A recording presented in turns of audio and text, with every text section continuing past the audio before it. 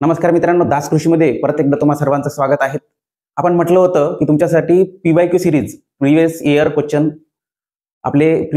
Series जी आहेत ती सगळी चालू करणार आहोत असं तुम्हाला मागच आपण म्हटलेलं आहे. त्याच उद्देशाने आपले जे कृषी सेवकच्या बॅचसाठी सुद्धा आणि तुम्हा सर्वांना सुद्धा हा व्हिडिओ युट्यूबला पण येतील आणि आपल्या बॅचला पण राहतील. तर मित्रांनो, PYQ आपल्याला अनालिसिस करायचं आहेत. PYQ म्हणजे प्रिव्हियस इयर क्वेश्चन पेपर. तर मागील जे क्वेश्चन पेपर झालेले आहेत ते 2023-24 चे ते सगळे आपण डिटेलमध्ये या PYQ सेशनमध्ये बघणार आहोत. आज आपण त्याचं वर्गीकरण करणार आहोत, म्हणजे कोणत्या विषयाला किती प्रश्न विचारले, ते प्रश्न कशा पद्धतीचे होते हे ते सगळं. ठीक आहे.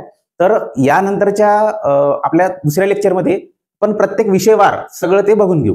आज आपण एक डिटेल समजून घेऊ की काय काय यामध्ये असणार आहेत म्हणजे PYQ अनालिसिस मध्ये. ठीक आहे. तर चालू करू मित्रांनो. परत एकदा तुम्हा सर्वांचं दास कृषीमध्ये स्वागत आहे. तर मित्रांनो, 2023-24 साठी जी आपली कृषी सेवक झालेली होती ती जवळपास 5 शिफ्ट मध्ये झाली होती. 5 शिफ्ट मध्ये झालेली होती. त्या 5 शिफ्टचे सर्व पेपर जे आहेत यामध्ये आपण कॉम्प्रेहेन्सिव्ह अनालिसिस केलेले आहे. ते सगळं यामध्ये डिटेल बघणार आहोत आपण. एकच मिनिट.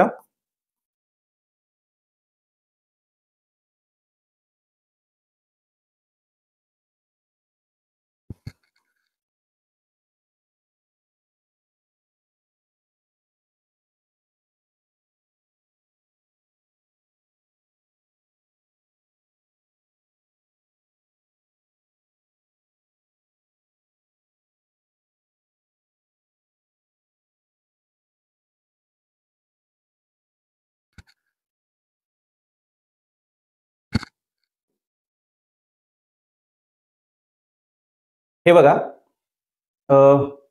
PDF थोडी लोड व्हायला वेळ लागते, त्यामुळे स्पष्ट दिसायला पण थोडा वेळ लागते. 5 शिफ्ट मध्ये झालेली होती. 1 2 3 हे जे आहे 16 तारखेची शिफ्ट आहेत आणि 19 ची 1 and 2 या 2 शिफ्ट आहेत. तर मित्रांनो, 5 शिफ्ट मध्ये झाले होते. जवळपास 5 शिफ्टचे ऍग्रिकल्चरचे 6-35 म्हणजे 60 प्रश्न विचारलेले आहेत त्यांनी. जवळपास 300 क्वेश्चन होते 5 शिफ्टचे. तर आपल्याला मेमरी बेस काही क्वेश्चन मिळालेले आहे. जवळपास 250+ क्वेश्चन आपल्याला मेमरी बेस मिळालेले आहे ऍग्रिकल्चरचे. तर त्या सगळ्या क्वेश्चनचं आपण यामध्ये अनालिसिस केलेलं आहे. तर डिटेल अनालिसिस आपण यामध्ये बघणार आहोत. आणि होऊ शकते मेमरी बेस असल्यामुळे थोडेफार इकडे तिकडे गेलेले असेल, नाही तर नेमकं तेच ते येणार नाही. आणि आपण ते क्वेश्चन फॉर्म केलेले एका वेगळ्या पद्धतीने, म्हणजे ज्यामध्ये पेपरमध्ये जसे विचारले तसे, आणि ऑप्शन पण टाकलेले 5 ऑप्शन. ते सगळं तुम्हाला पेपरच्या स्वरूपात जे प्रश्न आले होते त्याच पेपरच्या स्वरूपात 5 ऑप्शन वर प्रश्न स्पष्टीकरण पण दिलेलं आहे. ते सगळं टेस्टच्या स्वरूपात तुम्हाला आपल्या ऍप्लिकेशनला मिळतील. दास कृषीचं ऍप्लिकेशन आहे, प्ले स्टोअरला जाऊन तुम्ही डाउनलोड करा. ते फ्रीमध्ये आपण ठेवलेलं आहे सगळ्यांसाठी. तुम्ही तिथं जाऊन सोडू पण शकता आणि एक्सप्लेनेशन पण भरपूर दिलेलं आहे. ते पण रीडिंग करून तुमचा बराचसा जो पोर्शन आहे सिलेबसचा तो सुद्धा कव्हर होऊन जातील. ठीक आहे. तर बघा मित्रांनो, हे झालं आपल्या 5 शिफ्ट बद्दल तुम्हाला माहिती दिली. 5 शिफ्टच्या जवळपास 300 क्वेश्चन आपल्या बॅच बद्दल आहे. नंतर बोलूच आपण, सध्या हे लेक्चरमध्ये आपण यावर बोलणार नाही.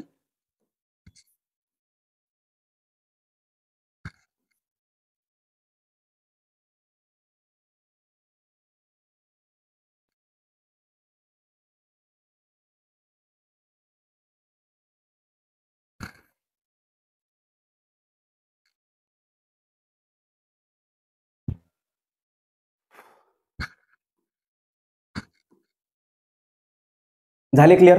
दिसते व्यवस्थित? बघा आता यामध्ये टोटल जवळपास 262 क्वेश्चन आहेत. 262 क्वेश्चनचं आपण अनालिसिस करून दिलेले आहे. तर त्यामध्ये 262 सर्व क्वेश्चन जे आहे ते यामध्ये घेतलेले आहे. आता पेन्सिलनं परत ते गेलंय. तर ठीक आहे.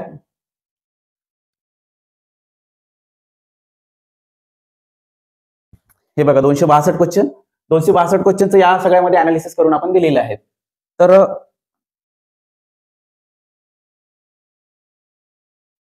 मित्रांनो, जवळपास 10 सब्जेक्ट मध्ये आपण हे सगळे क्वेश्चन डिवाइड केलेले आहे ऍग्रिकल्चरच्या. आणि कसं आहे, सिलेबस दिलाय त्यांनी डिप्लोमा बेस, परंतु विचारलंय ते AFO लेवलच मागच्या वर्षीचं 2023-24चं. ऍड आली 23ला, पेपर झाला 24ला. त्यामुळे आपण 2023-24 असं प्रत्येक बॅचेस मध्ये किंवा म्हणतच असतो. ठीक आहे. तर ऍग्रोनॉमी किंवा पीकशास्त्र यावर बघा 60 प्रश्न आहेत. त्या मानाने सर्वात जास्त प्रश्न जे आहेत ते ॲग्रोनॉमीवरच आहे. तुम्ही बघू शकता जवळपास 60 क्वेश्चन, सर्वात जास्त हायेस्ट क्वेश्चन हे ॲग्रोनॉमीवरच आहेत. त्यामुळे ॲग्रोनॉमी सर्वात इम्पॉर्टंट पार्ट आहेत आपल्या ॲग्रिकल्चरमध्ये. 60 प्रश्न येतात ना टोटल एका पेपरला, एका शिफ्टला 60 प्रश्न येतात. त्यामुळे ते सर्व शिफ्टचे आपण प्रश्न यामध्ये घेतलेले आहे. जवळपास 260 प्रश्न घेतलेले आहेत. तर त्यामध्ये आपल्याला 60 प्रश्न आढळलेले आहेत ॲग्रोनॉमीचे. तर या सगळ्या याच्यामध्ये कसं आहे, एखादा 1-2 प्रश्न इकडला तिकडं तिकडला इकडे जाऊ शकते. कारण ते प्रश्न पण तुम्हाला सांगतो मी कोणत्या कोणत्या पद्धतीचे प्रश्न इकडे तिकडे जाऊ शकते या क्लासिफिकेशनमध्ये, वर्गीकरणामध्ये. तर बघा ॲग्रोनॉमी सर्वात महत्त्वाचा विषय जसा ठरलेला आहे, त्याच माग पेस्ट डिसीज हा पण विषय सर्वात महत्त्वाचा ठरलेला होता मागच्या कृषी सेवकला. बरं का, आपण फक्त मागच्या कृषी सेवकचं बघणार आहोत. त्यानंतर पुढील लेक्चरमध्ये इतर झालेले कृषी सेवकचे पेपर पण बघणार आहोत. आणि म्हणजे आपले जे हॉर्टिकल्चर, ॲग्रोनॉमी हे सगळे विषया स्वरूपानुसार किती प्रश्न होते, प्रश्न विचारण्याची लेवल, प्रश्न पण तुमच्या समोर घेऊन येणार आहोत. ते सगळं होणार आहेत. आपण या लेक्चरमध्ये जस्ट पेपर कशा पद्धतीचा होता आणि कोणत्या विषयावर जास्त भर दिलेला आहे आणि प्रश्न कशा पद्धतीचे होते ते सगळं बघू. तर दुसऱ्या नंबरला जसं पेस्ट अँड डिसीज किंवा कीड व रोग गेलेले आहेत, तर त्याच पद्धतीनं तिसरा आणि चौथा क्रमांक लागतोय seed breeding, genetics. Actually genetics आणि ब्रीडिंग हा जो विषय आहे तो डिप्लोम्याला नाहीच आहे. तर या विषयावर प्रश्न होते, त्या डिप्लोमावाल्या लोकांना खूप हार्ड गेलेला आहेत. त्यामुळे त्यांचं बऱ्याच जणांचं सिलेक्शन झालेलं नाही. परंतु मित्रांनो, तुमच्या सिलेबसला काय होतं काय नव्हतं हे महत्वाचं नाही. डिप्लोमा लेवलवाल्यांना मी परत सांगतो, कारण परीक्षा देताना MSc वाले, PhD वाले, BSc वाले असो, BTech वाले असो की ऍग्रिकल्चर फील्ड मधले एनी असो की डिप्लोमावाले असो, आता हे स्तर झाले, हे सगळे एका स्तरमध्ये जरी असले तरी त्यांना कृषी सेवकची एक्झाम द्यायची आहे. MSc वाल्यांना पण द्यायची आहे आणि डिप्लोमावाल्यांना पण द्यायची आहे. जरी त्यांचं BSc आणि नंतर MSc केलंय त्यांनी, तरी त्यांना कृषी सेवकची एक्झाम द्यायची आहे. तर त्याच लेवलचं त्यांना वाचावं लागेल, त्याच पद्धतीचं त्यांना फॉर्मॅट करून अभ्यास करावा लागेल, नाही की एकदम खोलवर जाऊन किंवा एखादं वेगळंच वाचून. परंतु डिप्लोमा लेवलला हे सगळं जेनेटिक्स नव्हतं. पण तुम्हाला नव्हतं म्हणून काय झालं, क्लासेसवाल्यांना असो की तुम्ही असो त्याचा अभ्यास करायलाच पाहिजे मित्रांनो. कारण एफओला त्यांनी जेनेटिक्स विचारलेलं आहे. मराठीत त्याला अनुवंशिकीय शास्त्र किंवा अनुवंशकीय असं म्हणतात. तर आपण आपल्या बॅचमध्ये मराठी आणि इंग्रजी दोन्ही भाषेमध्ये, याच स्वरूपात दोन्ही भाषेमध्ये आपण घेणार आहोत. आणि कृषी सेवकची गॅरंटीवाली बॅच म्हणून आपण टाकलेली आहे, चालू झालेली आहे. एक बॅच फुल झालेली आहे, दुसऱ्या बॅचचे ऍडमिशन चालू झालेले आहेत. ती पण आता एक 3 दिवसामध्ये चालू होऊन जातील.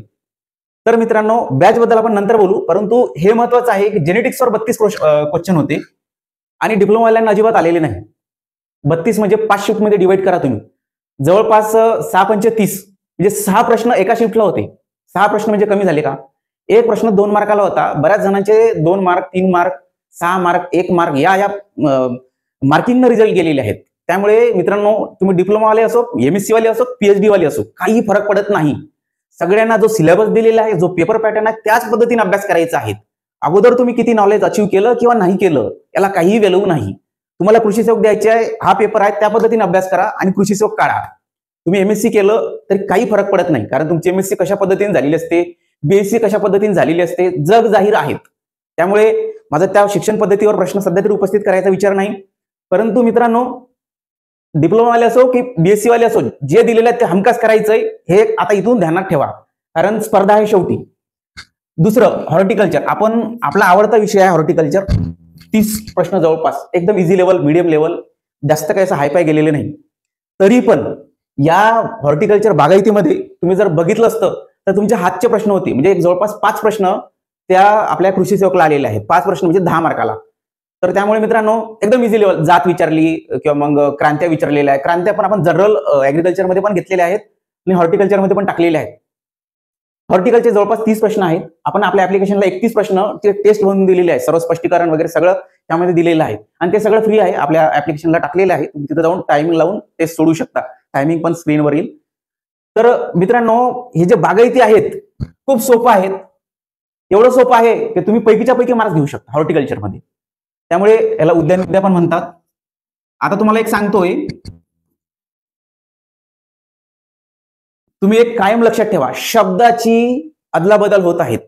डिप्लोमा लेवलला डिप्लोमा असो की BSc लेवलला BSc असो, तुम्ही करताना काय, आता तुम्ही बरेच जण BSc केले, मराठीत अभ्यास केलाय, परंतु त्यांनी मराठीतला अभ्यास जो आहे तो शब्दरचना जी आहे उद्यान विद्याच वाचतात, बागायती वगैरे काही वाचत नाही. आता काय झालेलं आहे, हॉर्टिकल्चर तुम्हाला हॉर्टिकल्चर या स्वरूपात सुद्धा येऊ शकते परीक्षेमध्ये. हॉर्टिकल्चर असं लिहून सुद्धा येऊ शकते. कारण सांगू का मित्रांनो, कारण गुगल ट्रान्सलेशन, एआयचा जमाना आहे. ते काय करतात, इंग्रजीचं ट्रान्सलेट करतात. मूळ भाषा काय, इंग्रजी पकडतात. इंग्रजी पुस्तकं, संदर्भ ग्रंथ वगैरे वापरतात, त्यावरून तुमचा पेपर बनत असते. तर त्यामुळे माझं तुम्हाला सांगणं आहे की तुम्ही इंग्रजीकडे वळा. इंग्रजी जे आहे ते शब्द लक्षात ठेवा, इंग्रजीचेच. मराठीचे राहते, सोबत इंग्रजीचे लक्षात ठेवा. मी पुढे तुम्हाला सांगणार आहोत, बॅचमध्ये पण सांगणार आहोत कोणता शब्द तुम्हाला इंग्रजी लक्षातच ठेवायचा आहे. मराठीत तर राहतीलच, पण इंग्रजी लक्षात ठेवायचा आहे. कारण होऊ शकतं त्याच शब्दामुळे तुम्हाला तो पेपर हार्ड जाऊन राहिला. बऱ्याचदा तुमचा जो AFOचा लेवल म्हणतो आपण, तर ते गुगल ट्रान्सलेट केलेलं आहे, तुमच्या लक्षातच आलं नाही, तुम्हाला कॉम्प्रिहेन्शन, आकलन अजिबात झालेलं नाही. त्यामुळे तो प्रॉब्लेम आलेला आहे, कारण ते शब्दरचना. त्यामुळे याकडे लक्ष द्या तुम्ही. आता इथं बागायती म्हटलं, बऱ्याच जणांना बागायती म्हटलं थोडं वेगळं वाटलं, पण उद्यान म्हटलं असतं तर हा ठीक आहे, आमच्या बसचा शब्द आहे, आम्ही आतापर्यंत तो ओळखीचा होता. परंतु असं नाही. तुम्हाला हॉर्टिकल्चर माहिती आहे ना, बागायती पण तुम्ही तर्क लावून म्हणायचं का नाही, बागायती म्हणजे असं असू शकते. तर्क लावायचं शिका आता तुम्ही, कारण इथून पुढल्या परीक्षा ज्या आहे सगळ्या गुगल ट्रान्सलेट झालेल्या आहे. त्यामुळे तुम्हाला सांगतो. नेक्स्ट, सॉइल सायन्स, मृदा विज्ञान. मित्रांनो, 22 प्रश्न आहेत. हा ॲग्रोनॉमी नंतर सेकंडला येत होता, सेकंडला टॉपिक येत होता आपल्या कृषी सेवकच्या झालेल्या परीक्षामध्ये. पण मागच्या वर्षी जवळपास 3रा-4था खेळत होता, म्हणजे सारखेच आहे. हा पण खूप महत्वाचा टॉपिक आहे. जवळपास थोडासा भाग सोडला तर थोडा किचकट आहे, तो भाग सोडला तर एकदम इझी पण आहेत, असं काही नाही. आणि खूप काही डीप मध्ये प्रश्न गेलेले नाहीत, एकदम असे वरवर प्रश्न राहिलेले आहेत कृषी सेवकचे. खूप डीप मध्ये जाऊन अभ्यास पण करायचा नाही. आता तुमच्याजवळ संदर्भ ग्रंथ असतात बरंच, आणि त्यामधून काय होतं, तुम्ही वाचता, बरंच वाचता, पण लक्षातच राहत नाही, रिव्हिजन पण मारत नाही, शॉर्ट नोट्स पण काढत नाही. मग काय होता, एवढा मोठा ठोकळा आहे आपला कृषीशास्त्र असो, गायके सरांचा एवढा मोठा ठोकळा आहे तो, त्यामधून किती वाचायचं, काय करायचं हेच कळत नाही. कारण सिलेबसला आणि कृषी सेवकला त्यामधून काहीच भाग येणार आहेत. त्यामुळे मी बॅचमध्ये पण पोरांना सांगत असतो, सिलेक्टेड वाचा. सिलेक्टेड म्हणजे काय, तर मास्टर प्लॅन मध्ये बऱ्याच जणांना सांगतोय, आता पण इथं सांगतोय, सुरुवातीच्या पहिले 1-2 जे प्रकरण आहे ना, ते विचारतच नाही मित्रांनो. तरी तुम्ही पहिल्या प्रकरणापासून सुरुवात करतात एकदम एंड पर्यंत. सिलेबस पाहत नाही, PYQ पाहत नाही, किंवा कोण काय सांगतं ते अजिबात लक्ष देत नाही. पुस्तक घेतलं, काढलं, भरभर वाचणं चालू करतात. आता काय होतं, त्यामध्ये फापट पसारा खूप आहेत. आता लेखक असतो, लेखकांना बरीच माहिती द्यायची असते, त्यामुळे ते देऊन टाकतात. पण तुम्हाला काय घ्यायचं आहे ते तुम्हाला समजलं पाहिजे. त्यामुळे तुम्ही त्या पुस्तकामधून काय घ्यायचं ते सगळं समजून घ्या. सिलेबस बघा, PYQ बघा, त्यावरून समजा. बॅचच्या विद्यार्थ्यांना मी सगळ्यांना सांगणारच आहोत, त्यामुळे तुम्ही काळजी करू नका काय करायचं. आता नेक्स्ट बघा, सॉइल टाइप्स. हे जे आहे ना, सॉइलच्या आपल्या या चॅप्टरमध्ये किंवा या सेक्शनमध्ये मित्रांनो, यावर जवळपास 3 ते 4 प्रश्न विचारले आहेत. 3 ते 4 एकदम इझी.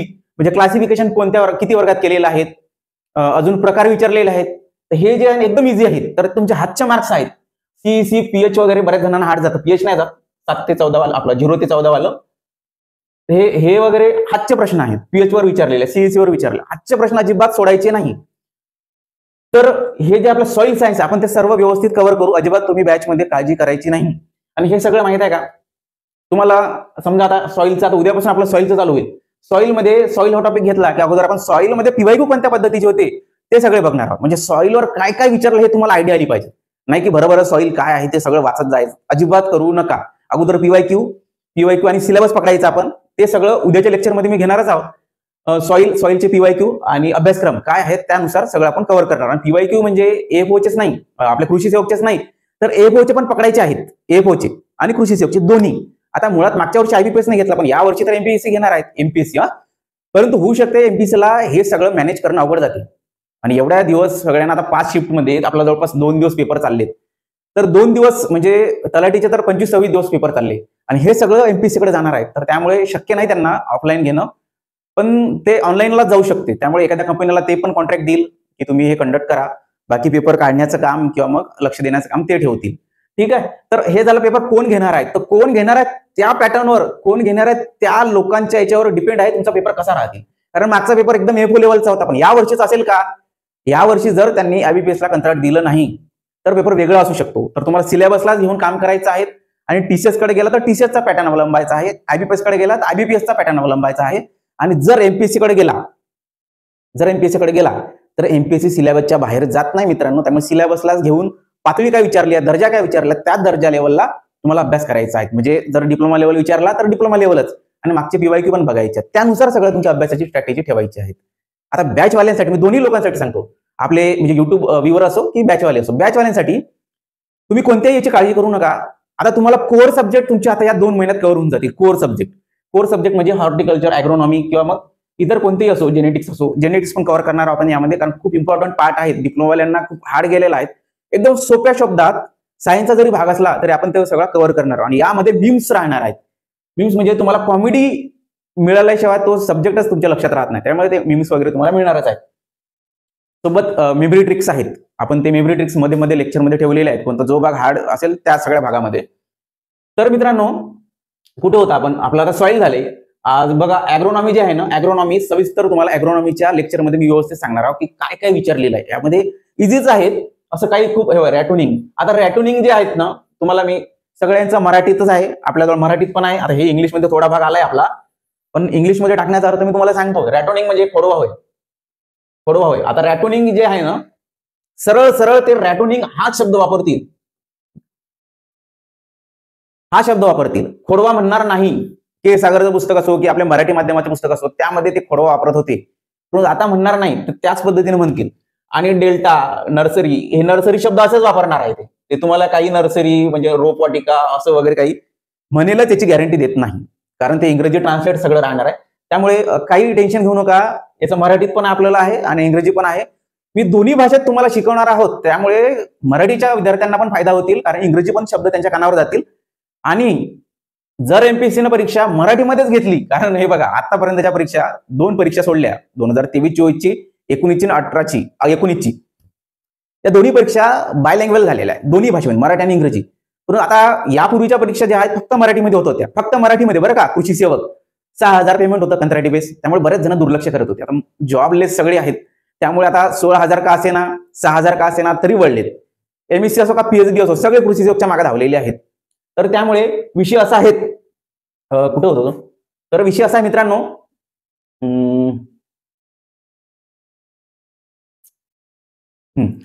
तर आता ते कुणी असो कशी असो, तुम्हाला दोन्ही भाषेमध्ये कव्हर करायचं आहे. कारण मराठीमध्ये जर एमपीएससीने घेतलं तर मराठी पण तुमचं झालेलं पाहिजे, तुमच्या कानावरून खोडवा हा शब्द गेलेला पाहिजे. इंग्रजीच्या माध्यमातील विद्यार्थ्यांना सांगतोय, आणि मराठीच्या माध्यमातील विद्यार्थ्यांना रॅटोनिंग हा शब्द तुमच्या दिमागावरून, तुमच्या असा कानावरून गेला पाहिजे. तर तो तुम्हाला तिथं जाऊन असा नवाडा वाटणार नाही, जे असं नवीन वाटणार नाही. त्यामुळे हे सगळं महत्वाचं आहे, कारण तिथे गेल्यानंतर तुम्हाला ते इंग्रजी शब्द एकदम नवीन वाटतात, तुम्ही चलबिचल होतात, घाबरून जातात, तो प्रश्नच सॉल्व्ह होत नाही, कारण त्याचा अर्थच कळत नाही. त्यामुळे तर ते सगळं होणार नाही, याची आपण काळजी घेतलेली आहे, कारण ते दोन्ही लँग्वेजमध्ये. आणि एकच मास्तर स्वतः मीच सगळे विषय, हे 10 विषय म्हणजे वन मॅन आर्मी 10 विषय आपणच शिकवणार आहोत. असं नाही की ॲग्रोनॉमीला दुसरा मास्तर लावला, विस्तार शिक्षणला तिसरा मास्तर लावला, कारण कोणाच्याही भरोशावर आपण गॅरंटी दिलेली आहेत, कोणाच्याही भरोशावर मी हे विषय सोडू शकत नाही मित्रांनो. कसं आहे, एखाद्याला आपण सांगितलं पण त्यांचं जर शिकवणी जर व्यवस्थित नसली तर काय करायचं, मग सोडून दिलं तर काय करायचं.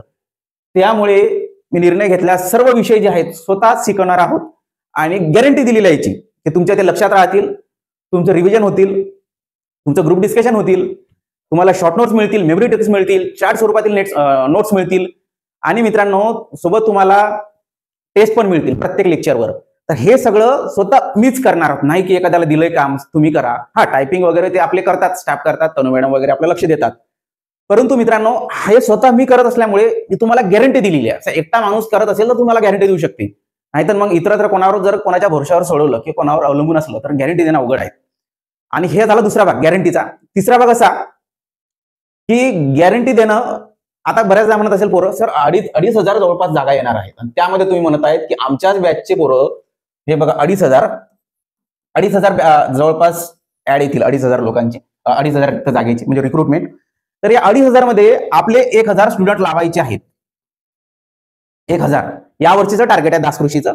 तर ते 1,000 स्टुडंट घडवण्यासाठी हा सगळा आपला प्रपंच चाललेला आहे. अगोदर मास्टर प्लॅनच्या स्वरूपात चालू होता, आता हे सगळे व्हिडिओ लेक्चर, म्हणजे ही जी बॅच आहे ते तुमच्यानुसार आहे. तुमच्या बरेच जण 10 ते 5 नोकरी करणारे, काही गृहिणी, काही फक्त अभ्यास करणारे लायब्ररीमध्ये बसून, काही पार्ट टाइम जॉब करणारे असतात, काही कंपनीमध्ये काम करणारे असतात. त्या सगळ्यांचा हिशोबाने, त्या सगळ्यांच्या टाइम मॅनेजमेंटनुसार आपण हे सगळे ठेवलेले आहेत. म्हणजे सकाळी 9 पर्यंत तुमचे लाईव्ह लेक्चर होत असते, आणि संध्याकाळी 9 नंतर तुमचे लाईव्ह लेक्चर होत असते. आणि सकाळी मी स्वतः हे लेक्चर रेकॉर्ड करून तुम्हाला अपलोड करून देत असतो, आणि तुमच्या सोयीनुसार तुम्ही बघायचे असते. म्हणजे बऱ्याच जणांना दुपारी बघायचं असेल तर तुम्ही जॉब करताना दुपारी बघा किंवा नंतर बघा. आणि याला 5 व्ह्यू दिलेले आहे, पण 5 व्ह्यू नंतर तुम्हाला बघायचं असेल तर तुम्ही लगेच फोन लावायचा तनु मॅडमला, मॅडम आम्हाला व्ह्यू वाढून द्या. लगेच तनु मॅडम तुम्हाला व्ह्यू वाढून देईल. कारण मुळात तुमचं सिलेक्शन करून देणं आम्ही गॅरंटी घेतलेली आहे. तुमचं सिलेक्शन करून देणं मेन उद्देश आहेत. आणि आफ्टर सिलेक्शन तुम्हाला फीज द्यायची, 16,000ची फीज द्यायची. आणि मित्रांनो आफ्टर सिलेक्शन आता नाही, 16,000 आपली फीज आहे, तर ती आफ्टर सिलेक्शन, नाही झालं सिलेक्शन तर नाही द्यायची.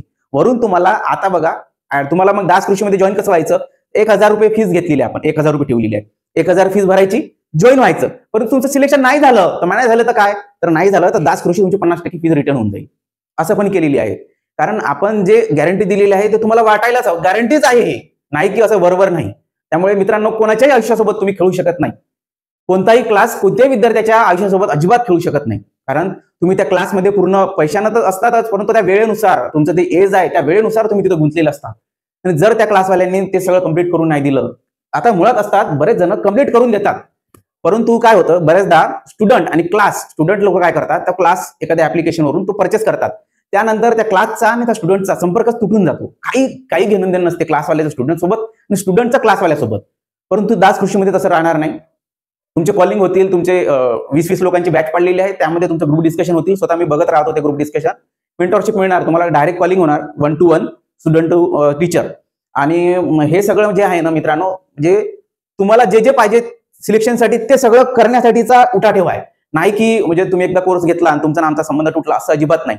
तुमचा आमचा संबंध राहतील तो तुमचा पहिला पगार येईपर्यंत. त्यामुळे तुम्ही काळजी करू नका. तुमच्या फॉर्म भरण्यापासून जे तुम्हाला विभाग वगैरे निवडीपासून तुमच्या कास्ट वाईज रिक्रुटमेंट असते, त्यानुसार तिथून तर तुमच्या सिलेक्शन पर्यंत हे दास कृषी सोबत आहे, हा दास सर सोबत आहेत.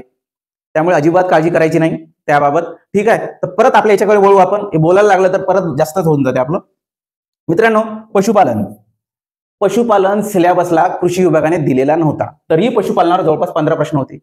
म्हणजे जवळपास 3×5=15, म्हणजे एका शिफ्टला 3 प्रश्न होते मित्रांनो. म्हणजे काय कमी प्रश्न झाले का सिलेबसला नसला तरी? ते जे पेपर पॅटर्न किंवा जे पेपर सेट करणारे आहेत ना, त्यांनी भडभड एपोचे जे PYQ आहे ना त्यामधूनच बरेच प्रश्न टाकलेले होते. आता आपल्या डिप्लोमावाल्यांना असो की BSc वाल्यांना असो, त्यांना माहितच नाही एपोचे पेपर आणि ते PYQ, त्यामुळे त्यांच्या डोळ्याखालून ते गेलंच नाही. त्यामुळे बऱ्याच क्लासवाल्यांची ती चुकी झाली. परंतु आपले असं नाही, आपली चुकी झाली असं मी मान्य करतो, कारण त्यांनी पशुपालन दिलंच नव्हतं, त्यामुळे आपण शिकवलंच नाही. परंतु आपण थोडक्यात टेस्टमध्ये कुठे कुठे ते क्वेश्चन टाकलेले होते, त्यामुळे बऱ्याच जणांना माहित होतं. कारण आपण अगोदरच्या बॅचचे बरेच स्टुडंट होते, ते सगळं घेतलेलं होतं, त्यामुळे बऱ्याच जणांना ते जमलंय. तर मागच्या बॅचमध्ये काय झालं आपलं सांगतो तुम्हाला. मास्टर प्लॅनची आपल्या बॅच होत असते. मास्टर प्लॅन बद्दल मी तुम्हाला नंतर सांगतो. युट्यूबवर आपण आता आलो, त्यामुळे बऱ्याच जणांना माहित नसेल. तर मित्रांनो, मागच्या वर्षी ग्रामसेवक आणि कृषी सेवक या दोन्ही सर्व्हिसमध्ये आपले 100 पेक्षा जास्त लोक सिलेक्टेड आहेत महाराष्ट्र शासनामध्ये. सध्या सिलेक्टेड आहे, परंतु मी हे सगळं आपल्या दास कृषीच्या जे टेलिग्राम चॅनल आहे त्यामध्ये टाकलेलं नाही. एक एक करून सगळ्याचे इंटरव्ह्यू घेणार आहोत. 100+ लोक जे म्हटलेलं आहे तुम्हाला, त्या सगळ्यांचे जवळपास 4-5 लोकांचे एक इंटरव्ह्यू येत राहतील, किंवा एकाचे सिंगल टू सिंगल तुमच्यासाठी इंटरव्ह्यू येत राहतील. तर त्याबद्दल आपण नंतर बोलू. आपल्याला मागच्या वर्षी 1000च आपण गाठायचं ठरवलं होतं, पण ते 100 काहीतरी स्टुडंट आपल्याला लागलेले आहे सध्या आपल्या एका अंदाजानुसार. पण त्यांनी स्वतःहून बऱ्याच जणांनी फोन केले, आपण पण त्यांना विचारलं तुमचं सिलेक्शन झालं? हो सर झालं. असं करत करत सगळं आनंदाचं वातावरण होतं. परंतु आपण 1000चा जो टार्गेट होता मागच्या वर्षीचा तो कंप्लीट झाला नाही. त्यामुळे दास कृषीमध्ये थोडंसं एक दुःखाचं वातावरण होतं, त्यामुळे ते सगळं आपण राहू दिलं, म्हणजे सत्कार करणं हे सगळं. परंतु या वर्षी आपल्याला हे टार्गेट गाठायचं आहे 1000 कृषीचं. त्यासाठी आपण हे सगळं घेऊन आलेलं आहोत. तर त्यामुळे काळजी करू नका, बॅचमध्ये सगळ्यांचं सिलेक्शन होतील. बिंदास राहा, फक्त टेन्शन घेऊ नका. टेन्शन घेतलं काय तुमचा अर्धा अभ्यास कमी होतो आणि तुमचं ते हे जे आहे ना कॉन्सन्ट्रेशन ते कमी होऊन जातं. त्यामुळे अजिबात टेन्शन घ्यायचं नाही. मास्तर आहे, तुमचं सिलेक्शन फिक्स आहे, त्यामुळे अजिबात घाबरायचं नाही. आता हे झालं ते आपल्याबद्दलच मी तुम्हाला सांगतोय, पण बऱ्याच जणांना माहित नसेल त्यामुळे मी सांगतोय. तर ठीक आहे, पशुपालनावर जे क्वेश्चन आहेत ते ब्रीड्स, मिल्क, फिशरीज, डेअरी सायन्सवर होते. नॉर्मल स्निग्ध किती असते हे ते. मित्रांनो, हे सगळं घाबरू नका, मराठीतच करून देतो. आणि आपल्या बॅचमध्ये सगळ्यांना मराठीतच असते, मराठी प्लस इंग्लिश. त्यामुळे अजिबात हे एवढे नावं दिसले असेल तर घाबरायचं नाही. तर पशुपालन पण एकदम इझीच होतं. कृषी सेवकला इझीच असते, फक्त ते फिरू असते, सेंटेन्स मोठाले देऊन असतात, किंवा मग गुगल ट्रान्सलेट केलेलं असते आणि एखादा प्रश्न डीपमध्ये गेलेला असतो, त्यामुळे तुम्ही घाबरतात. घाबरायचं नाही, तुम्ही अजिबात घाबरायचं नाही. दास सर आहे ना, जोपर्यंत दास सर आहे या कृषीच्या फील्डमध्ये तोपर्यंत सिलेक्शन फिक्स आहेत. तर मित्रांनो, नेक्स्ट योजना व अर्थशास्त्र. आता बऱ्याच जणांचा योजना, हे जे योजना आहे ना एवढे इम्पॉर्टंट ठरल्या मागच्या वेळेस की 20 प्रश्न योजना व अर्थशास्त्रावर, म्हणजे अर्थशास्त्र योजनाची लिंकेज आहे, त्यामुळे आपण योजना व अर्थशास्त्र हा विषय म्हणजे मर्ज केलेला आहे, तो एकत्रित केलेला आहे. तर हे प्रधानमंत्री फसल बीमा योजना आहे, PMFBY होऊ शकते. तुमच्या पेपरला एवढाच शॉर्ट फॉर्म येईल PMFBY, तर तुम्ही काय कराल? काहीच लक्षात राहणार नाही तुम्हाला काय हे नेमकं. आता मराठीवाल्यांना एकदम घाबरून जाईल PMFBY काय. बऱ्याचदा इंग्रजीवाल्यांना ठीक आहे वाटेल हे, का नाही बा हे कशाच तरी लॉंग फॉर्म आहे, होऊ शकते मग काही जणांना आठवेल प्रधानमंत्री फसल बीमा योजना आहे हे, परंतु मराठीवाल्यांना नाही कळणार मित्र, आताच सांगतो. त्यामुळे हे सगळं आपण बॅचमध्ये अशा दोन्ही पद्धतीनं शॉर्ट फॉर्म, लॉंग फॉर्म हे व्यवस्थित राहतील. कारण परीक्षा ऍडव्हान्स होत चाललेली आहे प्रत्येक परीक्षा, त्यामुळे याची काळजी घेणं आपल्याला आवश्यक आहे. तर नाबार्ड यावर पण प्रश्न आहे, स्थापना, ठिकाण हे सगळं तुम्हाला माहिती पाहिजे, त्यावरच प्रश्न होते. बऱ्याच जणांनी अभ्यास नव्हता केला, त्यामुळे हे सगळे सोपे प्रश्न आलेले नाही तुम्हाला. त्यामुळे आता यावर्षी काळजी करायची नाही, सगळं व्यवस्थित होतील. इन्स्टिट्यूट रेव्होल्युशन्स किंवा संस्था व क्रांती आहेत. हे जे संस्था व क्रांती आहेत यावर नाही म्हणता म्हणता जवळपास 20 प्रश्न आहेत मित्रांनो. रेव्होल्युशन्स म्हणजे आपली लाल क्रांती असो, दुग्ध क्रांती असो, ह्या सगळ्या याच्यावर प्रश्न आहेत. आणि आपल्या हातचे आहेत मग जाऊ कशाला द्यायचे. आणि इन्स्टिट्यूट म्हणजे कुठली इन्स्टिट्यूट कुठं आहेत, ICR असो की आपली आपली राष्ट्रीय कांदा संशोधन संस्था असो की डाळिंब संशोधन संस्था असो, नागपूरची संत्रा संशोधन संस्था असो की कॉटन असो नागपूरचं, ते सगळं त्यावर आहे. स्थापना, ठिकाण, बस झालं एवढंच. तर ते सगळं करणे आहे तुम्हाला. ते तेवढं केलं का झालं. मग अजून काय पाहिजे. तुमचे हातचे मार्क्स जाऊ द्यायचे नाही. बाकी जे मार्क्स आहेत ना ते घेऊन देतील मास्टर आहे इथे, त्यामुळे त्याची काळजी घ्यायची नाही. तर नेक्स्ट बघा, आता फार्म व मेकॅनायझेशन म्हणजे यंत्रावर, यावर पण, यांत्रिकीवर पण 10 प्रश्न होते. तर ठीक आहे, या पोर्शन मध्ये मी जात नाही कारण हे सविस्तर आहेत. सविस्तर आपण त्या सेक्शन मध्ये घेऊ. समजा पीकशास्त्र किंवा ॲग्रोनॉमी आहे, त्यावर आपण हे सगळं घेत राहू. मग तर मित्रांनो अशा पद्धतीचं वर्गीकरण आहे. पुढं प्रश्न कशा पद्धतीचे होते ते सगळे आपण वरवर बघू. ठीक आहे. तर हे आहे जवळपास 262 प्रश्नाचं एक्सप्लेनेशन किंवा वर्गीकरण.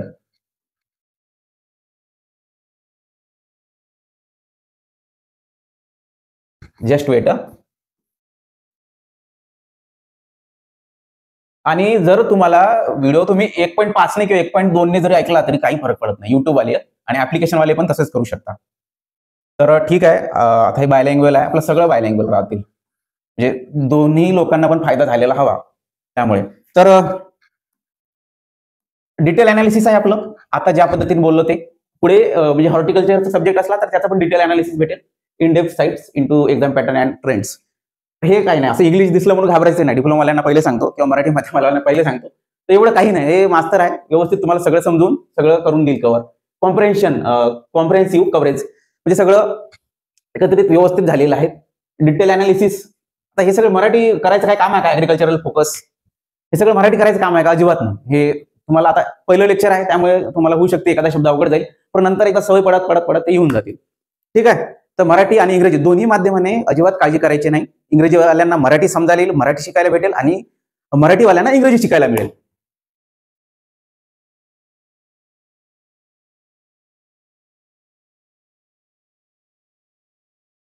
माझा परिचय तुम्हाला द्यायचा राहिलाय काय. ठीक आहे, देतो तुम्हाला, थोड्या वेळात परिचय देतो.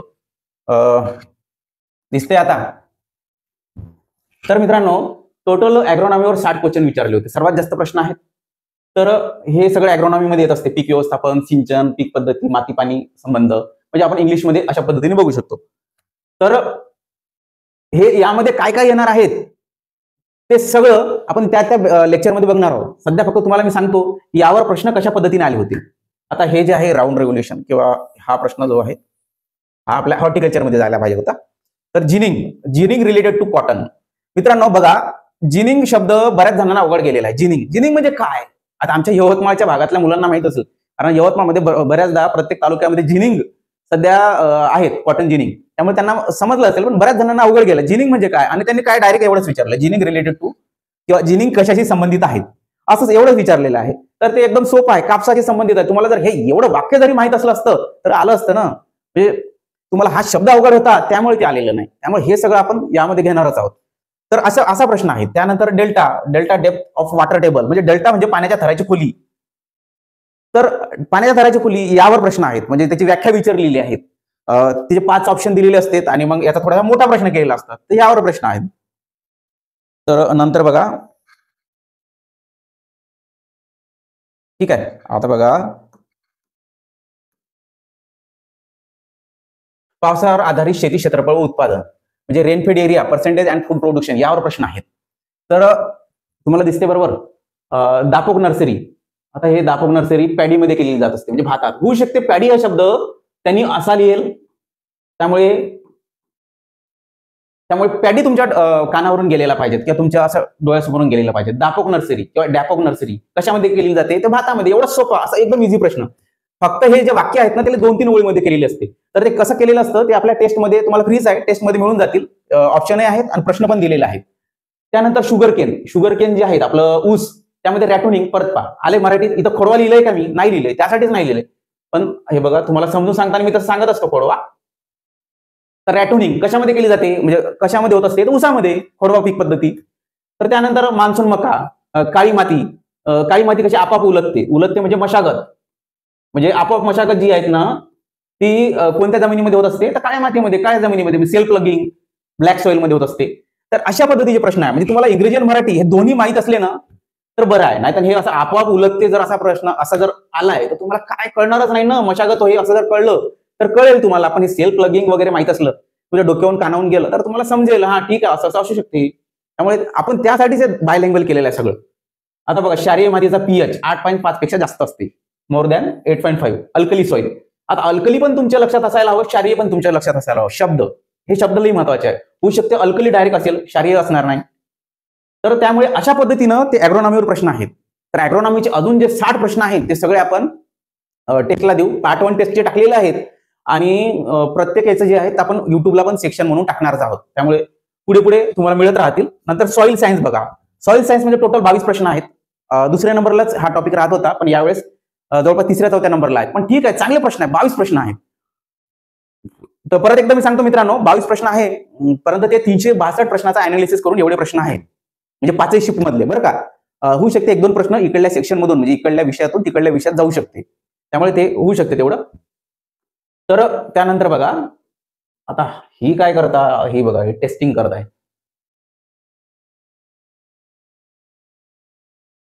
तर की कन्सेप्ट बघा सॉइल सायन्सच्या. तर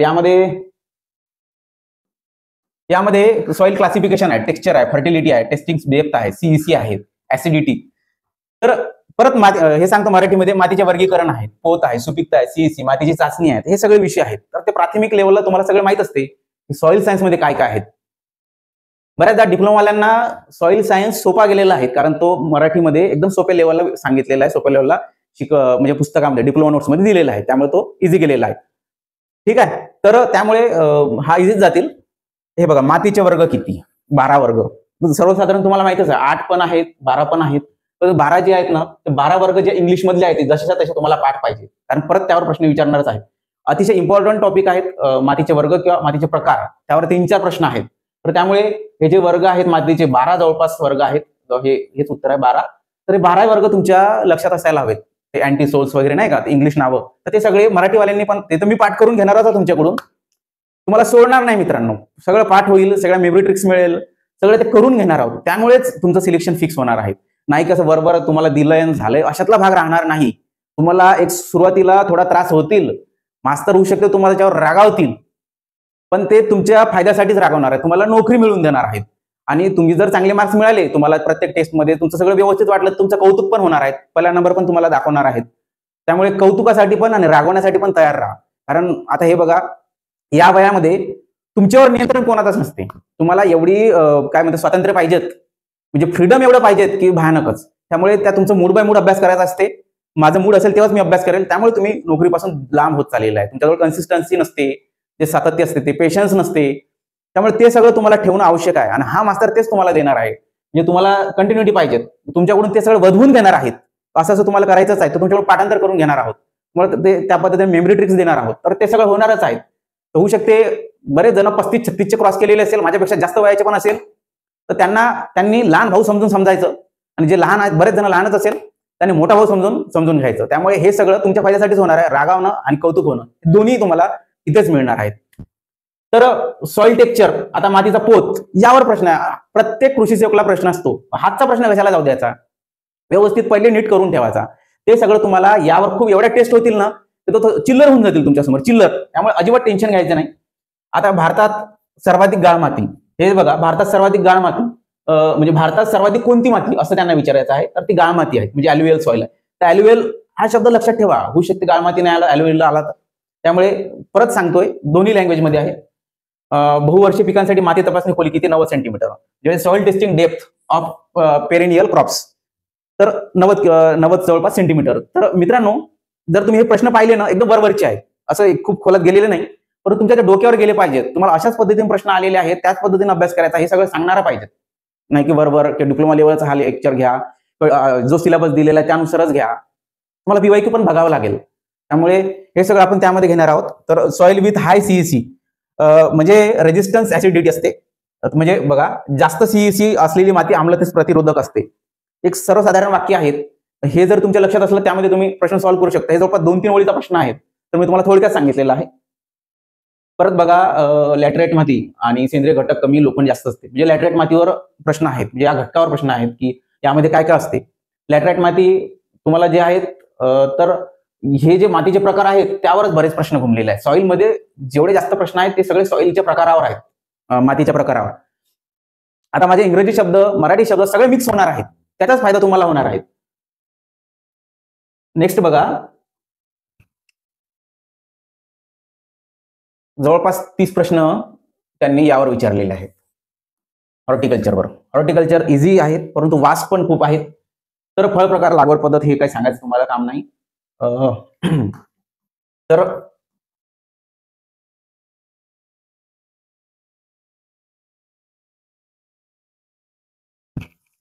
तर बघा, तर यामध्ये कसे प्रश्न होते, शेवंतीची लागवड कशा पद्धतीने, किंवा लिंबू फळे फुटणे म्हणजे बोरांच्या अभावामुळे, किंवा कांद्याच्या झणझणीत चव. आता झणझणीत जे आहेत ना, तर मित्रांनो जर तुम्ही ही जे झणझणीत चव हे कुठं तुम्हाला असे शब्दाचे जे ट्रान्सलेट आहे ते दिसणार नाही, पण हे मी सगळे AI through, Google translate too किंवा मग माझ्या वेगवेगळ्या अँगलला मी ते सगळे सेट केलेले आहेत. मी कशा पद्धतीने विचारू शकते, तर तुम्हाला प्रत्येक शब्द तुमच्या कानावर पडले पाहिजेत. आता अजून मी पुढे जाताना याला वेगळा शब्द वापरलेला राहतील, म्हणजे तुमच्या कानावर हा पण शब्द गेलेला पाहिजे. पण याची मूळ संकल्पना माहित असायला पाहिजे. कांद्यामध्ये झणझणीत चव जी आहेत किंवा मग पंजन्सी, तर ही जी अलिल प्रोपिल डायसल्फाइडमुळे होत असते, अलिल प्रोपाइल डायसल्फाइडमुळे. तर हे एवढा सोपा प्रश्न आहे, तुम्हाला एक तक्ताच आहे, त्या तक्त्यामध्ये सगळ्या म्हणजे पिकांचा जे घटक आहेत ज्यामुळे त्याला लायकोपिन मिळेल, लाल रंग येतो टमाट्याला वगैरे, ते सगळं आपण त्यामध्ये इन्क्लूड केलेलं आहे आणि सगळं ते तुमच्याकडून पाठांतर करून घेणार आहोत. तर यामध्ये एक प्रश्न फिक्सच आहे, हा जो प्रश्न आलेला आहे तो फिक्सच आहे. तर टोमॅटोसाठी ट्रॅप क्रॉप कोणतं, झेंडू. डोळे लावून प्रश्न असे सोडू शकता. त्यामुळे अशा पद्धतीचे प्रश्न विचारलेले आहेत. आता वनस्पती संवर्धन असो, यामध्ये वनस्पती संवर्धन मध्ये बघा, अनुवंशशास्त्र हे जेनेटिक्स डिप्लोमावाल्यांसाठी नवीन आहे आणि यावरच प्रश्न जास्त होते. त्यामुळे तुम्ही लक्षात ठेवा की करताना जेनेटिक्सवर पण जास्त भर द्यायचा आहे. आता बघा यावर हे बघा, हे जे आहेत ना टॅग, कलर किंवा मग बियाण्याचे जे प्रकार आहेत ना मित्रांनो, त्यावर प्रश्न फिरलेले आहेत, त्यावरच आहेत. त्याला टॅग कोणत्या कलरचा आहे किंवा मग कोणत्या बियाण्यापासून, समजा आता मूलभूत पासून पायाभूत बनवलेला आहे, तर त्यावर प्रश्न फिरलेले आहेत. बियाण्याचे प्रकार किती, यावर पण प्रश्न फिरलेले आहेत. तर बरेचदा बियाण्याचे प्रकार ते कमी जास्त होऊ शकते, परंतु ते तुम्हाला टॅगिंग, शुद्धता आणि कन्सेप्ट, मूळ कन्सेप्ट माहित असायला पाहिजे. ते शेतकऱ्याकडून बनवलेले आहेत की म्हणजे पैदासकार आहेत की कशा पद्धतीचे आहेत, त्या शुद्धता किती आहे, हे सगळं तुम्हाला माहिती पाहिजे. सोपं आहे रे, एकदम सोपं आहे. ते सगळं तुम्हाला एकदा वाचलं तरी लक्षात राहून जाते, परंतु एकदा लक्षात राहिल्यानंतर ते विसरतात, हमखास विसरतात. पण ते विसराव नाही यासाठी आपण मेमरी ट्रिक्स, यामध्ये मेमरी ट्रिक्सचा अवलंब केलेला आहे. त्यामुळे मेमरी ट्रिक्स तुम्हाला मिळणार आहेत, अजिबात काळजी करायचं नाही, कारण हे विसरतात बऱ्याचदा. ठीक आहे, हे सगळं बरोबर आहे. त्यानंतर फाउंडेशन बी जे आहेत, आपलं फाउंडेशन यांनी म्हटलेलं आहे, याला मूलभूत पण म्हटलेलं आहे मराठीमध्ये, मूलभूत. तर हा पण शब्द तुमच्या कानावून गेलेला पाहिजे. तर शुद्धता, यावर प्रश्न आहे. जेनेटिक प्युरिटी, हार्मोन्स, सुप्तावस्था तोडणारे हार्मोन, जिब्रेलिन्स, यावर प्रश्न आहेत. सांगायचा अर्थ असा की प्रश्न या टॉपिकमध्ये या सेक्शनवर अशा पद्धतीने फिरलेले आहेत. तर ते सोपेच होते, फक्त विचारण्याची पद्धत वेगळी होती, शब्द वेगवेगळे टाकले त्यांनी, त्यामुळे तुम्हाला हार्ड वाटले. आणि हे जे आहे ना आपलं जेनेटिक्स, ते सिलेबसला पण नव्हतं आणि आपल्या डिप्लोमाला पण नव्हतं, त्यामुळे बऱ्याच जणांना हार्ड गेलं. आणि बीएससी वाल्यांचं कंडिशन सांगतो, लॉकडाऊन मध्ये त्यांचं बीएससी कसं कंप्लीट झालं ते पण माहिती आहे, आणि जर लॉकडाऊन पूर्वी जरी झालं असेल तर त्यांचं बीएससी कसं कंप्लीट आहे ते पण माहिती आहे. त्यामुळे बीएससी त्यांचं जरी इंग्लिशमध्ये झालं तरी त्यांनी नंतर कृषी सेवकचा अभ्यास करायचा म्हटलं तर मराठी माध्यमाचा वापर केलेला आहे. तर त्यामुळे ठीक आहे, त्यांचं बीएससी कसंही झालेलं असो, पण अभ्यास तुम्हाला पक्का करायचा आहे कृषी सेवकसाठी. जो सिलेबस दिलेला आहे, जे PYQ आहेत त्याला पकडून. तर ठीक आहे, अशा पद्धतीने प्रश्न आहेत. तर हे स्तरीकरण, उत्तक संवर्धन किंवा ट्रिटिकेल, हे गौराई आणि नोरिंदा जनुक, यावरचे प्रश्न तुम्हाला बरेच म्हणजे नवाडे किंवा आपले नवशिके किंवा आपले नवीन वाटू शकते, परंतु ते सगळं तुमच्या डोळ्यासमोरून गेल्यानंतर ते तुम्हाला ओळखीचेच वाटेल आणि एकदम इझी वाटेल. कारण यावर हे बघा काय कसं आहे, आपला सीड या टॉपिकवर समजा लेक्चर असलं, परत पेन घेतो, तर सीडवर जर प्रश्न आपल्या बीज किंवा सीडवर, बीजला याला आपण बियाणे असं पण म्हणतो, तर बियाणेवर जर लेक्चर असलं सीडवर, तर सीडवर अगोदर लेक्चर होईल. सीडवरचं लेक्चर झाल्यानंतर तुम्हाला शॉर्ट नोट्स मिळेल, शॉर्ट नोट्स 1-2 पेजेसची, ती वाचावी लागेल. त्यानंतर मित्रांनो शॉर्ट नोट्स आणि मेमरी ट्रिक्स हे दोन्ही मिळतील. त्यानंतर त्याच या लेक्चरवर आणि या शॉर्ट नोट्सवर आपली टेस्ट होईल. एक जवळपास 40 प्रश्नाची, 50 प्रश्नाची, म्हणजे 100 गुणांची, 80 गुणांची एक टेस्ट होतील. त्यानंतर टेस्ट झाल्यानंतर तुमचं टेस्ट अनालिसिस होतील, तिथंच दिलेले राहतील. आणि त्यानंतर ग्रुप डिस्कशन, म्हणजे ग्रुप, आता हे बघा तुमचं इथं कव्हर झालं, बऱ्याचदा इथून काही सुटलेलं असते, शॉर्ट नोट्स मध्ये कव्हर झालं. आता या दोन्ही मधून सुटलेलं राहील तर ते टेस्टमध्ये तुम्हाला समजा येईल, टेस्टमध्ये मार्क्स कमी पडेल. टेस्टमध्ये या सगळ्यामध्ये जर तुम्हाला मार्क्स कमी पडले किंवा एखादं काही सुटलं तर ग्रुप डिस्कशन मध्ये ते सगळं कव्हर होऊन जाईल. ग्रुप डिस्कशन 20 लोकांची एक बॅच केलेली आहे आणि त्यामध्ये 20च मिनिट असते. जास्त मिनिट, 21वा मिनिट जरी झाला तरी बंद करून टाकतो आपण. तर 20च मिनिट म्हणजे जास्त फापट पसारा नको, टाइमपास नको, म्हणून 20 मिनिट रोज तुमचं ग्रुप डिस्कशन असते, म्हणजे या पद्धतीनं. तर 20 मिनिट तुमचं डिस्कशन असते. तर त्या डिस्कशन मध्ये तुमचे सगळं फॅक्ट कव्हर केलेले जाते, सगळे फॅक्ट तुम्हाला म्हणजे विसरायचं कामच राहणार नाही. त्यामध्ये आता डिस्कशन कशा पद्धतीचं असतं तुम्हाला सांगतो. ग्रुप बनवलेला आहे व्हॉट्सअपवर, त्यावर 4-5 मुलं प्रश्न विचारतील, बाकीच्यांनी उत्तर द्यायचे. दुसऱ्या दिवशी परत दुसरे 4-5 लोकांनी प्रश्न विचारतील, बाकीच्यांनी उत्तर द्यायचे. उत्तरामध्ये सगळ्यांनी इन्व्हॉल्व्ह व्हायचं. स्वतः मी ते बघत राहत असतो की कोण इन्व्हॉल्व्ह होत आहे, कोण मेसेज टाकताय, कोण नाही. तर ते तुमच्या डोळ्यासमोरून, तुमच्या असं टायपिंग मधून, तुमच्या तोंडातून ते सगळं निघत राहतील. त्यामुळे तुम्हाला वारंवार रिवाइज होत राहतील, ते फॅक्ट रिवाइज होईल आणि आपल्याला ते वारंवार करायचं आहे. त्यामुळे तुम्हाला ते एकदम इझी होऊन जाईल. म्हणजे याच्यातून सुटलं त्याच्यातून सुटलं तर हे याच्यात सापडेल. तर टेस्ट मधून जर तुम्हाला कमी मार्क्स आले तर डायरेक्ट मेंटॉरशिप त्या दिवशी राहतील, टेस्टच्या दिवशी मेंटॉरशिप राहतील ग्रुप डिस्कशन झाल्यानंतर. तर मेंटॉरशिप मध्ये काय, जवळपास 1 by 1 प्रत्येक 20 मुलांना आपला कॉल गेलेला असतो.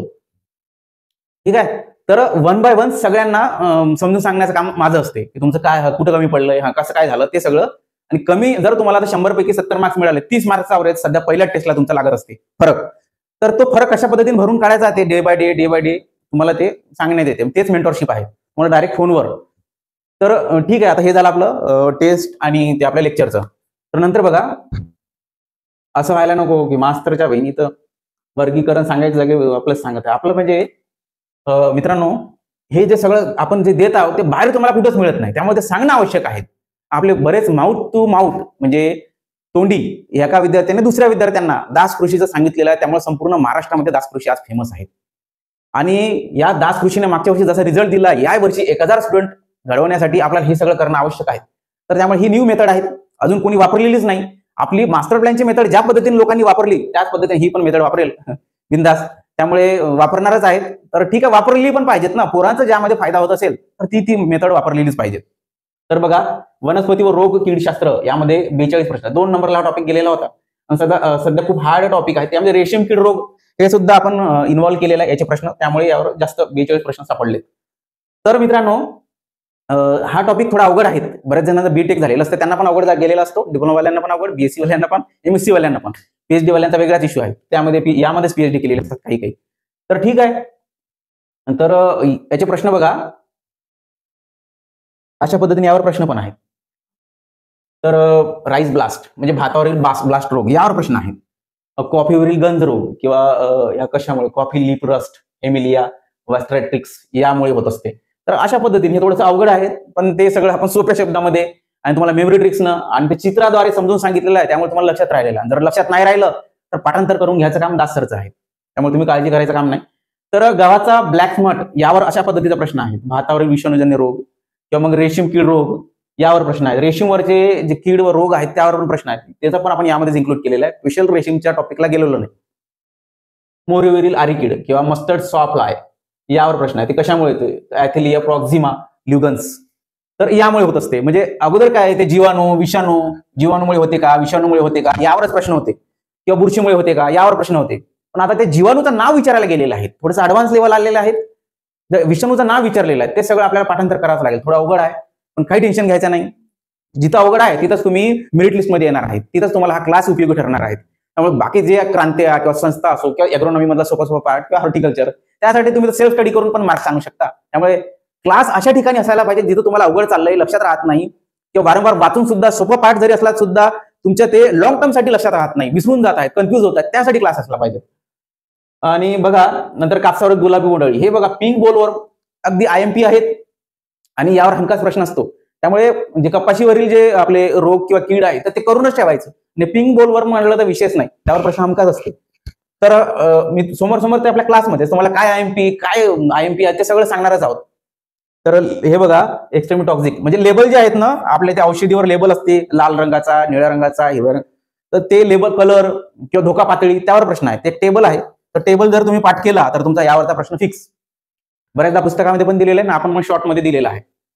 तर ठीक आहे, अशा पद्धतीने हा पण टॉपिक आहे. तर नेक्स्ट बघा, अतिशय महत्वाचा टॉपिक आहे. हा थोडासा आहे परंतु खूप महत्वाचा आहे. यावर हमखास प्रश्न असतात आणि जास्त पण प्रश्न असतात. 2018-19 ला तुम्ही जास्त प्रश्न बघितले होते. कृषी सेवक 2018-19 ला बरं का, विस्तार शिक्षणावर खूप प्रश्न होते. तर यावर आता मागच्या वेळेस 11 प्रश्न आहेत, थोडे कमी होते, पण हा नेहमी चर्चेत राहणारा टॉपिक आहे. कौशल्य विकास प्रक्रिया असो की फार्मिंग सिस्टीम कॉम्पोनंट्स म्हणजे क्रॉप, लिव्हस्टॉक, पोल्ट्री. आता ग्रामीण लोकांसाठी अनौपचारिक शिक्षण, औपचारिक अनौपचारिक या दोन्ही पद्धतीचे शिक्षण तुम्हाला माहिती असायला हवं. यावर हमखास प्रश्न आहे. त्यामुळे जे महत्वाचे तेच आपण यामध्ये घेतलेले आहे. नव्या तंत्रज्ञानाचा प्रत्यक्ष दाखला. तर बरेचदा हे सगळं तुम्हाला नवीन नवीन वाटतं, कारण ते तुमच्या डोळ्यासमोरून गेलेलं नसतं, त्यामुळे ते नवीन वाटतं. तर बराच पार्ट यामधला आपण नवीन नवीन आहे तो सगळं यामध्ये घेणार आहोत. नवीन नवीन योजना असतील ते सगळं यामध्ये घेणार आहोत.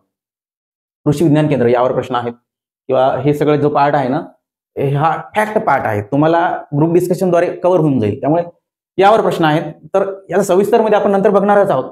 परत आपलं लेक्चर वाढून जाईल. अॅनिमल हजबंड्री, पशुपालन, यावर 15 प्रश्न आहेत. तुम्हाला म्हटलं ना, हे जे अॅनिमल हजबंड्री आहे मित्रांनो, सिलेबसमध्ये नाही तरी 15 प्रश्न विचारलेले आहेत. म्हणजे एका शिफ्टमध्ये जवळपास 3-4 प्रश्न आलेले आहेत. तर प्रश्न कसे आहेत, गाईचा ड्राय पिरियड. हे बघा, प्रश्न सांगतो मी, जातीवर आहेत. त्याचे वैशिष्ट्य जे आहेत, विशेष भाग त्यावर आहेत, किंवा हे काऊ ड्राय पिरियड किंवा गाईचा जो ड्राय पिरियड आहे त्यावर प्रश्न. ड्राय पिरियड म्हणजे काय तर तुम्ही डिप्लोमामध्ये बघितलं पण नसेल, वाचलं पण नसेल, काय आहे नेमकं, तर ते आपण यामध्ये घेणार आहोत. अजिबात काळजी करायची नाही. त्यामुळे जे मराठी इंग्रजी काव आपण केलेलं आहे त्यासाठीच केलेलं आहे.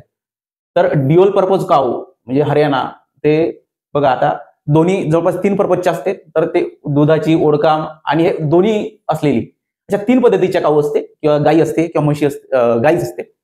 म्हशीमध्ये जास्त दूध देणारच असतात, असं काही नाही. तर या दोन्ही पद्धतीच्या गाईचे प्रकार जे आहेत, प्रकार आणि त्याचे वैशिष्ट्य तुम्हाला माहितीच पाहिजे. त्यावर प्रश्न आहेत, जास्त आतमध्ये गेलेले नाही. आणि सिलेबसला जरी नसलं तरी ते यावर्षी पण विचारणार आहे. होऊ शकते सिलेबसला टाकेल यावर्षी, कारण मागच्या वर्षी ते मला तर वाटते ते सगळं म्हणजे घाईघाईमध्ये सिलेबस बनवला की काय माहिती. तर बघा, ब्ल्यू रेव्होल्युशन यावर प्रश्न आहेत. हे रेव्होल्युशन वगैरे सांगायचं काम नाही तुम्हाला, त्यावर हमखास प्रश्न असते. स्कीम किंवा मग हे सर्वात महत्वाचं आहे. हा पार्ट बऱ्याचदा सिलेबसमध्ये नसला तरी तो विचारलेला असतो. नीती आयोग असो किंवा ऍग्रिकल्चर सेन्सेस असो, शॉर्ट टर्म लोन असो. शॉर्ट टर्म लोन्स म्हणजे अल्प कालावधीतील आपलं जे कर्ज आहे त्यावर, अल्प, मध्यम आणि दीर्घ, यावर हमखास प्रश्न असतो. तर आहेतच, म्हणजे तुम्हाला हा पार्ट एकदम जो इझी आहे तो इझी राहणारच आहे. तुम्हाला जिथं काम करायचं आहे तिथं काम करावं लागेल, तर तुमचं सिलेक्शन होईल, मेरिट लिस्टमध्ये येणार आहेत. तर ठीक आहे. तर हे जे आहेत योजना आहेत यामध्ये, नाबार्डचं स्थापना वर्ष काही नाही, एवढं इझी आहे. तर हे तुम्हाला वाचलं किंवा शॉर्ट न दिले तरी येऊन जातील. परत ते रिव्होल्युशन किंवा इन्स्टिट्यूट आहेत त्यावर प्रश्न आहेत. हे असं आर्य असो, वॅगमार्क असो, ICR असो किंवा नाफेड असो, ठीक आहे, असं यावर प्रश्न दिसतील तुम्हाला. तर ठीक आहे, अशा पद्धतीने प्रश्न आहेत. आता फार्म मेकॅनिझम जे आहेत, शेती यांत्रिकीकरण, त्यावर जवळपास 10 प्रश्न आहेत. 10 प्रश्न कमी आहेत का? फार्म मेकॅनिझम हे अवघड आहे थोडे. बऱ्याचदा तुम्ही नाव न ऐकलेले शब्द पण तुम्हाला पाहायला मिळेल, कारण ते इंग्रजी ट्रान्सलेट केलेले पण राहतील, आणि बऱ्याचदा इंग्रजी लोकांना पण ते वेगळंच काहीतरी यंत्र दिसतं, वेगळंच काहीतरी पार्ट दिसतं, असं होईल. तर ठीक आहे. नो टिल प्लांटर म्हणजे सोविंग विदाउट प्लगिंग, नांगरणीशिवाय पेरणी. तर हे शेतीचा प्रकार आहे. तर आपण यांत्रिकेमध्ये टाकलेलं आहे. नॅपसॅक स्प्रेअर. आता तुम्हाला हाच मराठीत नाव येतील. म्हणजे हे जे स्प्रेअर आहे तुम्हाला आता DBT वरून फॉर्म भरताना पण दिसतील, हेच मराठीमध्ये राहणार आहेत. असं नाही की याला मराठीमध्ये काहीतरी वेगळं मिनिंग असेल, असं काही नाही. FPO highest in Madhya Pradesh, हे बघा, हे लेटेस्ट आहे. आणि 10,000 FPO जे आहे ते कुठे झालेलं आहे, तर त्यावर प्रश्न हमखास राहणार आहे. आणि FPO बद्दल सगळं तुम्हाला माहिती असायला हवं. FPO ची 10,000 FPO तयार करण्याची त्यांची स्कीम होती सेंट्रल गव्हर्नमेंटची, त्याबद्दल तुम्हाला फॅक्ट माहिती पाहिजे, त्यावर हमखास प्रश्न असतो. आणि शासनाच्या ग्रामीण भागाच्या आणि शेती निगडीत सगळ्या योजना तुम्हाला माहिती पाहिजेत, फॅक्टच. तर त्या सगळ्या होऊन जातील आपल्या बॅचमध्ये. तर ठीक आहे. अजून काय, हे तर आपण सकाळी म्हणजे सुरुवातीला बघितलंय. थँक्यू, धन्यवाद. अशा पद्धतीने आता एक कृषी सेवक गॅरंटीवाली बॅच, आता आपण यावर वळू. ज्यांना म्हणजे खरं म्हणजे काहीतरी क्लास लावायचा आहे किंवा मला कृषी सेवक व्हायचं आहे, अशांसाठीच आता पुढचं डिस्कस करतोय. एका मिनिटात सगळं डिस्कस करून टाकतो. तर मित्रांनो, मराठी आणि इंग्रजी या दोन्ही लँग्वेजमध्ये आहेत. मराठी आणि इंग्रजी इथं तुम्ही 1.5 नाही 2च्या स्पीड सुद्धा ऐकू शकता. मराठी आणि इंग्रजी आता सांगितल्यानुसार, आणि गॅरंटी दिलेली आहे. आणि निवडीनंतरच फीज तुमच्याकडून घेण्यात येणार आहे. तर फीजवर ऍडमिशन आणि निवड न झाल्यास नॉमिनल फीज सुद्धा 50% रिटर्न. तर व्हिडिओ लेक्चर स्वतः मीच घेणार आहोत आणि मास्टर प्लॅननुसार तुमचा अभ्यास राहणार आहे. 60 पेक्षा जास्त टेस्ट राहणार आहे, ग्रुप डिस्कशन, व्हिडिओ लेक्चर, हे मेमरी ट्रिक्स किंवा अभ्यासाच्या ट्रिक्स, चार्ट, शॉर्ट नोट्स हे सगळं राहतील. तर मुळात कसं आहे मित्रांनो, या बॅचमध्ये तुम्हाला कृषी सेवा घडवण्यासाठी जे जे द्यायचं आहे ते सगळं आपण देण्याचा प्रयत्न केलेला आहे. त्यामुळे असं स्टुडंटनं जरी म्हटलं ना की सर आम्हाला हे पाहिजे, लगेच तुम्हाला ते मिळणार, अशी ही बॅच आहे. त्यामुळे असं काही नाही फक्त व्हिडिओ लेक्चर मिळेल किंवा फक्त टेस्ट मिळतील असं काही इथं राहणार नाही. त्यामुळे अजिबात काळजी करू नका. तुमच्या निवडीसाठी जे जे पाहिजे ते ते मास्तर तयार आहेत द्यायला.